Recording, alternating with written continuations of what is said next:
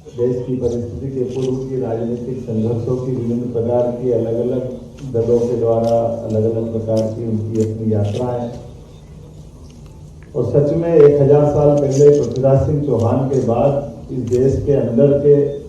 मनोभाव को जगाने के यत्न प्रयत्न तो बहुत हुए हैं, लेकिन उनकी परमात्मा की कभी कभी लीला होती है कि जहाँ जितना बड़ा जितना अंदर तक का कोई दर्शन रहता है तो उसको कई बार उन सारे जोरों से भी निकालते हैं कि जिसको अपने उस कष्ट को एहसास कराने के लिए मानो अवसर दे रहे हैं। हम अपने इस देश की आज़ादी के साथ अगर जोड़े तो पृथ्वीराज सिंह चौहान पर जाकर के उसके बाद के दौर से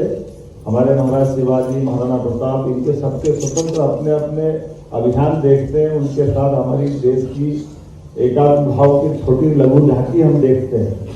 लेकिन वो सारी चीजें आकर के हम अपनी आज़ादी जब 47 में मिलती है और कैसा घोर आश्चर्य होता है, आज़ादी के बाद आज़ादी के संघर्ष में रहने वालों की अंतर्दृष्टि की विरोधाभास कैसे दिखाई देती है, इसके लघु रूप हमको दिखाई देते हैं। वही सरदार वल्लभ भाई पटेल हैं जो इस बात को मानते हैं कि हाँ, आज़ादी के पहले अगर सोमनाथ का पहला मंदिर हमारे 12 ज्योतिर्लिंग से ध्वस्त हुआ है तो आज़ादी का अर्थ है कि ये मंदिर बनना चाहिए। इस मंदिर के बनने से हमारी जो मूल एकात्मता, हमारी जो अंदर की अंतर्धारा है उसका प्रकटीकरण होगा। लेकिन प्रधानमंत्री बनने वाले के मन में क्या आता है, जो मेघालय के समय हुआ, जो अंग्रेजों ने किया, जो महेश शर्मा जी ने कहा, उसी से जुड़ती हुई बात दिखाई दे रही। उनको ये बात ही समझ में नहीं आती कि कैसे हो सकता है कि आज़ादी के बाद हम उन सारे विषयों को खड़ा करें जिस विषयों के आधार पर देश का बंटवारा हुआ। अब देश का बंटवारा वो कहाँ ढूंढ रहे हैं, देश के बंटवारा उनको सोमनाथ और इससे जुड़ के कैसे देखेंगे। और हमने ये भी देखा कि ये बंटवारे के समय अंग्रेज कितनी चतुराई के साथ रियासतों को खुला छोड़ के गए थे, और रियासतों में ये जो देश के अंदर की ताकत है, मैं ग्वालियर की धरती से अगर बात कर रहा हूं तो मुझे इस बात का भी गर्व है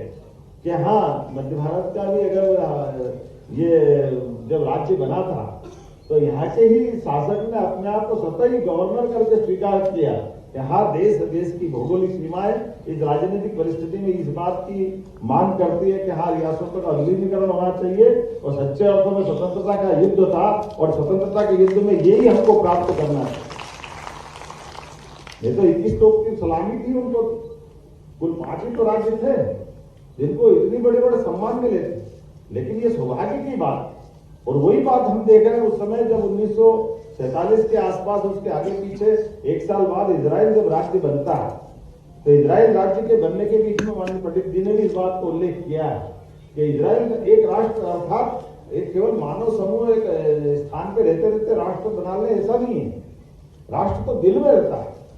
और दिल में वो 2000 साल तक अपने संघर्ष के बाद एक देश का रूप बनाते हैं। तो आज भी देखते हैं 1 करोड़ की आबादी नहीं है, और जहां उनको खतरा लगता रातों रात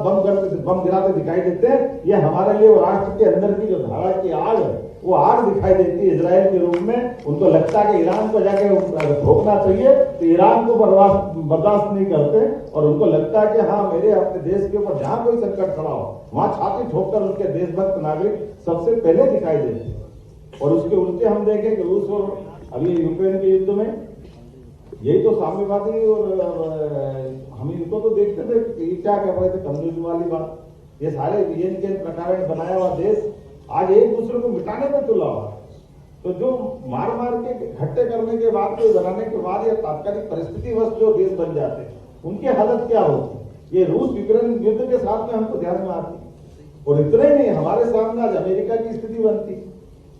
हम अपने अमेरिका के उस भाव को समझे, वो अमेरिका फर्स्ट के आधार पर चल सकते हैं, लेकिन वास्तव में आज इस बात की आवश्यकता है कि हाँ, राष्ट्र फर्स्ट, और माननीय मोदी जी ने जो रास्ता निकाला है वो हमारे लिए गौरव का है, और वो हमारे पंडित दीनदयाल उपाध्याय जी के उस दर्शन को प्रतिपादित करता दिखाई देता है, जिस आधार पर कहा कि हमको स्वदेशी के भाव को बढ़ाने की आवश्यकता है। भारत को आत्मनिर्भरता के मामले में आगे बढ़ाने की जरूरत है। भारत आज अपनी जब अलग अलग प्रकार की अलग यात्राओं को ला रहा है तो हमको वो ही बात ध्यान में आएगी जिस आधार पर हमको वर्तमान परिस्थिति से जो सोमनाथ के मंदिर में हुई,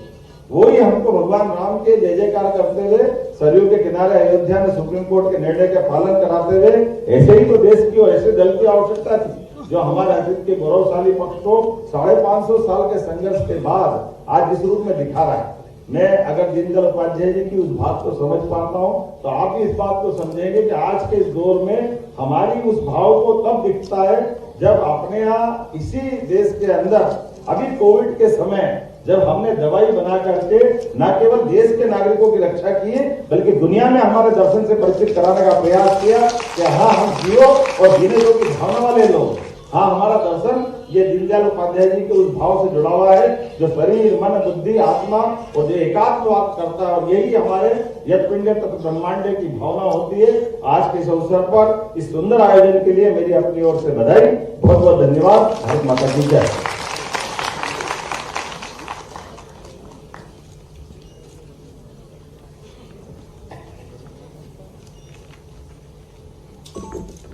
अब मैं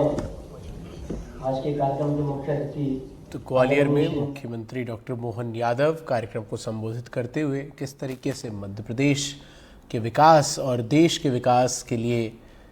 केंद्र की सरकार और राज्य की सरकार प्रतिबद्ध है, इन तमाम बातों का जिक्र किया जा रहा था। ग्वालियर से खबर है जहां कार से कुचलकर हत्या की साजिश की गई है। पुरानी रंजिश के चलते कार से कुचलने की कोशिश में आरोपी ने 3 युवकों को कार से टक्कर मारी है। घटना का सीसीटीवी फुटेज भी सामने आया है। पुरानी छावनी इलाका को पूरा मामला है। अब इस पूरे मामले की जांच जो है वो जारी है।